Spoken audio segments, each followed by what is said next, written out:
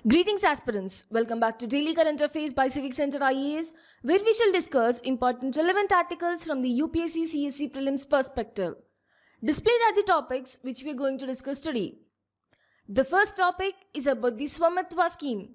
See, Svamitva Scheme is an ambitious project launched on April 24th in the year 2020 on the National Panchayat Raj Day. And it comes with an objective of economic transformation of rural India by providing property owners in village inhabited areas with a record of rights. And at the heart of this initiative lies the cutting-edge drone technology and the GIS mapping, which are being used to demarcate land accurately. But what does this mean for the rural citizens? Well, let's take a closer look at the benefits. Firstly, it enables property monetization, which allows the owners to use their land as the financial asset. Secondly, it facilitates access to bank loans, giving people the means to improve their livelihoods. Thirdly, it helps reduce property disputes, which have often caused long-standing conflicts in the rural areas. Furthermore, it promotes the comprehensive village-level planning, paving the way for the organized development. And most importantly, it empowers rural India, aligning with visions of Gram Swaraj and the Atmanirbhar Bharat. Okay, now let's talk about some of the recent updates. See, on 27 December 2024, that is today, the Honorable Prime Minister Narendra Modi will grace the e-distribution of 57 lakh Svamitva property cards across the 46,351 villages in 10 states and 2 union territories. Further, he addresses the nation and interact with the beneficiaries during a ceremony joined virtually by the dignitaries nationwide. But what is the need for this Svamitva scheme? Well, here are some of the key challenges. See, for decades, the survey and settlement of rural lands remained incomplete and many villages lacked legal records for the abadi areas. This meant limited access to the institutional credit for the rural residents. And finally, people couldn't use their land as a financial asset for loans or the home upgrades. So, as a solution, the introduction of modern tools like the drone technology are now being used to create accurate and legally recognized property records, solving these issues once and for all. So, if we see the progress made under the Svamitva scheme, it is remarkable. Let's look at some of the numbers. See, 57 lakh property cards have been already distributed across 46,351 villages. In total, 2.9 crore property cards have been prepared for 1.49 lakh villages. And also, states like Haryana, Uttarakhand, Puducherry, Tripura, Andaman and Nicobar Islands and further Goa have generated property cards for all their inhabited villages. Additionally, the technological backbone of the scheme is equally impressive. If you see, the drone surveys have been completed in 3.17 lakh villages covering areas like Lakshadweep, Ladakh and Delhi. Further, a total of 31 states along with the union territories have adopted the scheme. And significantly, the use of survey-grade drones and the continuous operating referencing systems ensures the creation of high-resolution maps. Also know that a centralized online monitoring dashboard tracks the process in the real time. And also, the property cards are digitally accessible through the DigiLocker app. Well, in conclusion, the Svamitva scheme is not just about the land demarcation, but it's about empowering the millions of rural Indians, enhancing transparency, and laying the foundation for a stronger, self-reliant India. Now, moving to the second article, it says that the NHRC has sought the Kerala government's response to reports of high incidence of suicide among the tribal population in Peringamala Panchayat in Thiruvananthapuram district. Further, the Commission took summatory cognizance of a news item on this and issued notices to the Chief Secretary and the DGP seeking a comprehensive report, and also the state authorities have been given 2 weeks to file their response. So well, in this context, let's know about the NHRC and its functions. If we talk about the NHRC, know that the National Human Rights Commission, which is in short NHRC, was established on 12th of October in the year 1993 under the Protection of Human Rights Act 1993 and later amended by the Protection of Human Rights Amendment Act 2006. Further, it is in conformity with the Paris Principles adopted at the first international workshop on the National Institutions for the Promotion and Protection of Human Rights held in Paris in October in the year 1991. Now, let's talk about the key functions of the NHRC.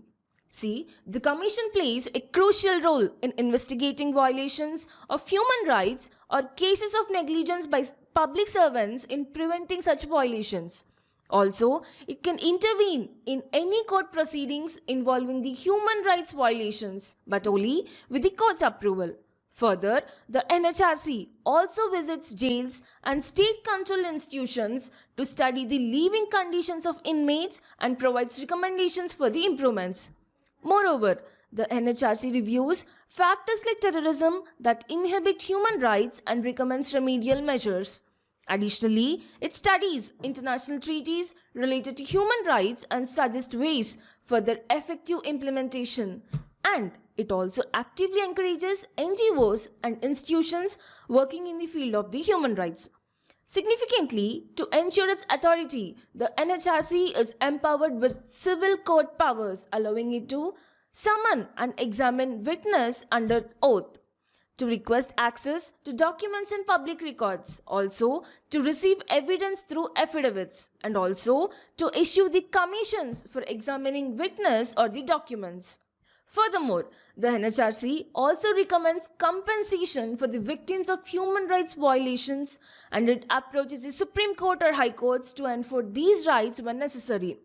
And the most importantly, the Commission can take suo motu cognizance, meaning it can initiate action without a formal complaint, as seen in the case of tribal suicides in the Kerala. Now, coming back to the issue in Kerala, the NHRC's swift action highlights the importance of safeguarding the rights of vulnerable communities, as the tribal populations often face marginalization and systemic challenges, making them particularly vulnerable to social and economic pressures.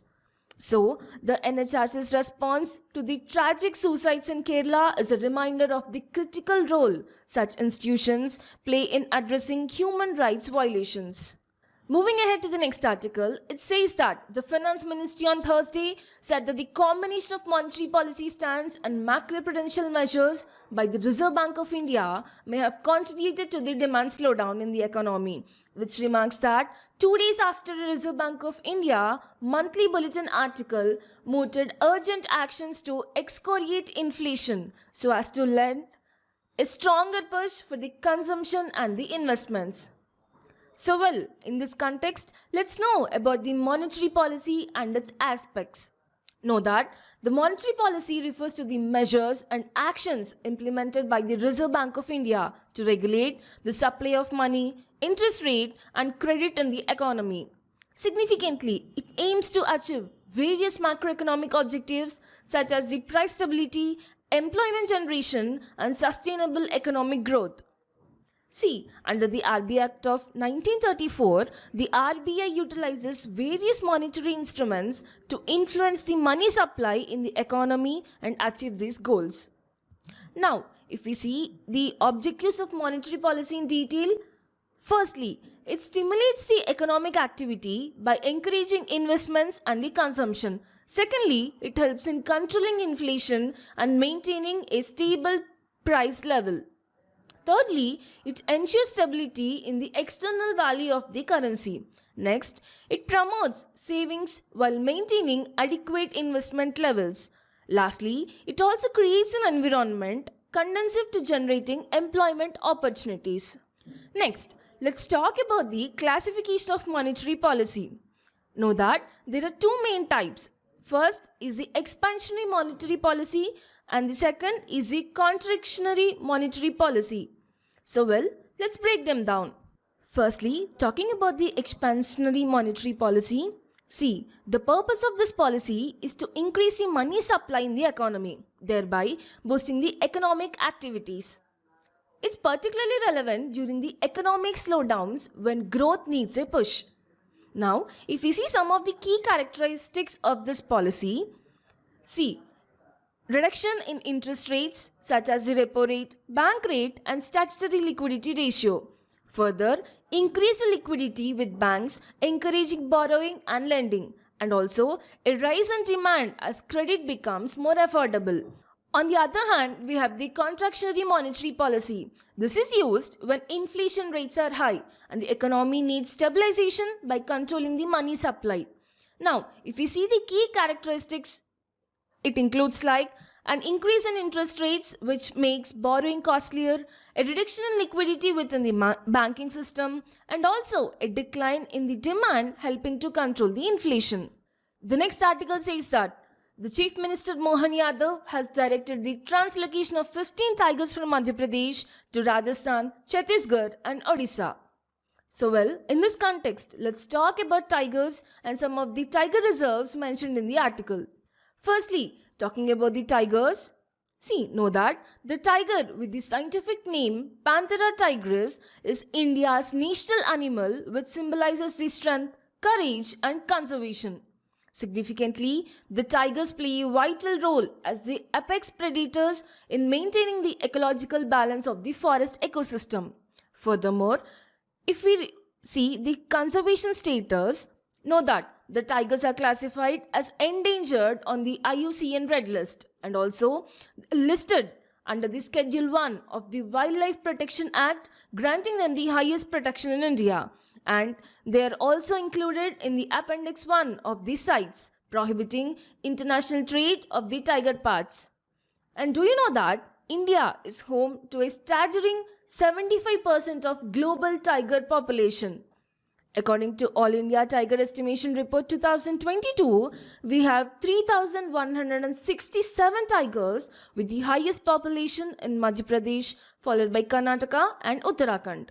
Now, let's talk about the tiger reserves that serve as the sanctuaries for these magnificent animals. See, Madhya Pradesh, which is often called the tiger state of India, is home to some of the most renowned tiger reserves. Now, let's explore them one by one. First up, we have the Bandhavgarh Tiger Reserve, which is located in the Umeria district of Madhya Pradesh, which is nestled in the Vindhya Hills. And do you know that Bandhavgarh has a rich history? It was once the hunting preserve of Maharaja of Rewa. Later, it was declared a national park in the year 1968. And in the year 1993, it became a dedicated tiger reserve under the India's conservation efforts. And the most unique feature is that Bandhavgarh boasts the highest density of tigers in India and also even the world. Furthermore, the forest here is predominantly dry deciduous. Now next, we have the Pench Tiger Reserve, named after the Pench River that flows through it.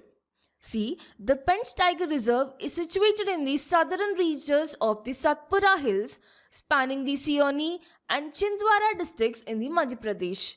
But here's the interesting part is that it also extends into the Nagpur district in Maharashtra, where it functions as a separate sanctuary.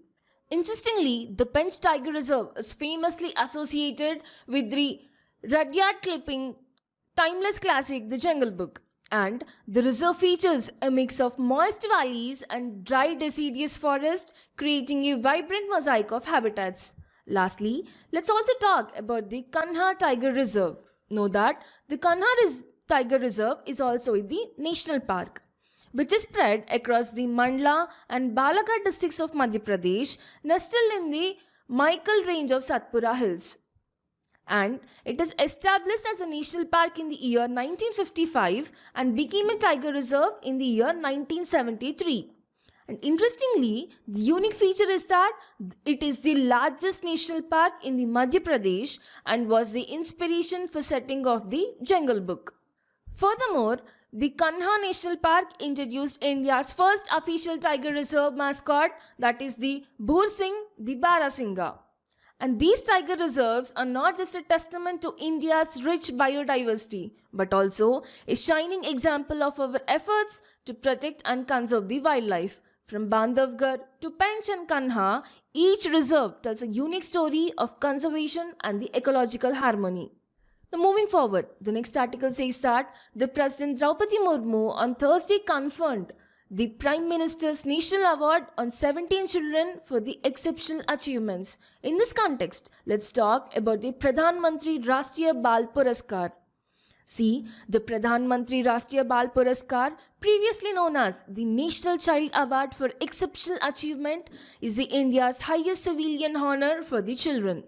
And it is awarded annually by the Ministry of Women and Child Development and recognizes both children and contributors to the child welfare. Know that this award has two categories. First is the Bal Shakti Puraskar, which is awarded to the children under the age of 18 for the exceptional achievements in innovation, scholastic achievements, social service, arts and culture, bravery, and also the sports. Furthermore, this was instituted in 1996 as the National Child Award by the Indian Council for Child Welfare and renamed in the year 2018. And the second category is the Bal Kalyan Puraskar, which is awarded to the individuals or organizations for outstanding contributions in child development, child protection, child welfare, and also instituted in 1979 as the National Child Welfare Awards and renamed in the year 2018. So, how are the awardees selected? See, it is a rigorous process overseen by a committee that includes representatives from the Ministry of Women and Child Development, members from the relevant departments, and also the subject experts in the applicable fields. Now, let's talk about the eligibility for the Bal Shakti Puraskar. Firstly, the child must be an Indian citizen. Then next, they should be between the age of 5 to 18 years as of 31st July of the respective year. The act or achievement must have occurred within 2 years of the last date of the application or nomination for the award year. Furthermore, the number of awards will be usually 25. However, any relaxation to this maximum number may be permitted at the discretion of the National Selection Committee, and each awardee will receive a medal, certificate, and citation booklet. The next article says that, highlighting how youth energy has played a significant role in the country's progress, PM Narendra Modi said that world looks at India with hope and expectation because of the youth power, which is driving the new revolutions. In this context, let's talk about the Suposhit Gram Panchayat Abhiyan. Know that Suposhit Gram Panchayat Abhiyan is a community-driven initiative focused on promoting nutrition security at the grassroots levels, specifically targeting rural areas. Significantly, it aims to achieve holistic nutritional development by addressing malnutrition and ensuring access to a balanced diet for all the individuals, especially children and women. Now, here are some of the key objectives of the initiative. First, it is to eliminate malnutrition in the rural communities. Second, to promote awareness about health and nutrition, particularly among the women, children, and the marginalized sections. Thirdly, it strengthens the community participation in ensuring nutritional security. Next, it is to achieve the convergence between various government schemes related to health, nutrition, and sanitation. Finally, it reflects the community-led approach in achieving sustainable development goals, particularly the SDG 2, that is the zero hunger, and SDG 3, that is the good health and well-being. The next article says that the gross non-performing assets, that is the GNPAs, ratio of scheduled commercial banks declined to the lowest in more than 13 years at 2.5% at the end of September 2024, as the Reserve Bank of India report said. Well, in this context, let's know what is the non-performing asset. Know that a non-performing asset is a loan or advance where the principal or interest payment remains overdue for the 90 days or more. See, usually for banks, loans are the assets as they generate income through the interest. But when the customers fail to pay the assets, then it becomes the non-performing asset as it ceases to earn the income. Now, let's look at the classification of NPAs as per the RBI guidelines. See, NPAs are divided into three categories based on the duration of non-payments. First is the substandard assets, which means the loans that have been NPA for 12 months or less. Second is the doubtful assets, which means loans that remain in the substandard category for more than 12 months. Lastly, the loss assets, which means these are the assets that are considered uncollectible with minimal recovery value, although they are not yet written off. And now let's see the NPA metrics. First is the gross NPA. Know that the gross NPA is the total value of all NPAs before accounting for the provisions. Significantly, it represents the absolute amount of loans classified as non-performing. And according to the recent RBI report, see, the GNPA ratio dropped to 2.7% at the end of March 2024 and further to 2.5% at the end of September 2024. And this marks a 13-year low and reflects a significant improvement in the banking sector. Additionally, the total GNPA reduced by 15.9% year-on-year to 4.8 lakh crore as of March 31st, 2024. And this improvement is largely attributed to better recoveries and upgrades of the loans. Second is the net NPA. Now, let's understand what is this net NPA. See, unlike the GNPA, NNPA is calculated by subtracting the provisions made by the bank from the gross NPA, so that this gives a clear picture of actual risk posed by the NPAs to the bank. And if we see the statistics, as of March 2024, the NNPA ratio fell to 0.62%, which is the lowest in a decade, and improved further to 0.57 at the end of September 2024. And this improvement was driven by the stronger provision buffers, which means banks have been setting aside adequate funds to cover potential losses from the NPAs. The last article of the day says that the China has approved construction of the world's largest dam, stated to be the biggest infra project costing $137 billion on the Brahmaputra river in Tibet, close to the Indian border, raising concerns in the riparian states, that is the India and the Bangladesh. So well, in this context, let's look at the key highlights related to China's Brahmaputra dam project. See, China has approved the construction of world's largest hydropower dam on the Yarlung-Zangpo river, that is the Tibetan name for Brahmaputra, near the Indian border. Know that the project costing $137 billion is part of China's 14th five-year plan, that is 2001 to 2005, and the National Economic and Social Development Plan through 2035. Now, if we look at the key features of this project, firstly, with respect to the location and scale, see, it is situated at a massive gorge in Tibet where Brahmaputra makes a U-turn before entering India. Furthermore, it features a vertical drop of 2000 meters over 50 kilometers, making it one of the most hydropower-rich areas globally. Secondly, talking about the power generation, it is expected to generate 300 billion kilowatt of electricity annually, enough to meet the annual needs of 300 million people. Notably, its capacity is more than 3 times the 3 George dams with a potential resource of 70 million kilowatts. Know that the total investment is over 1 trillion yuan.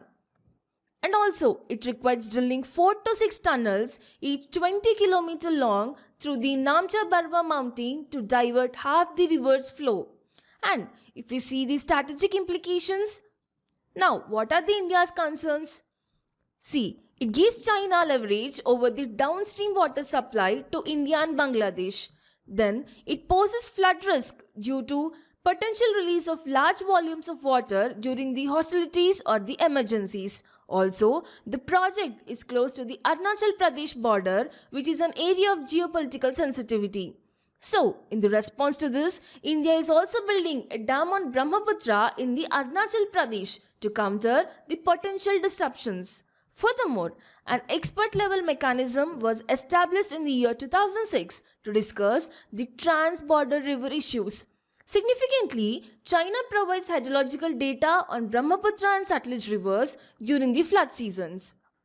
And now, let us also talk about the environmental and strategic importance. See, firstly talking about the environmental role, it aims to support China's strategy for carbon peaking and neutrality, and also it helps combat climate change by reducing reliance on the fossil fuels.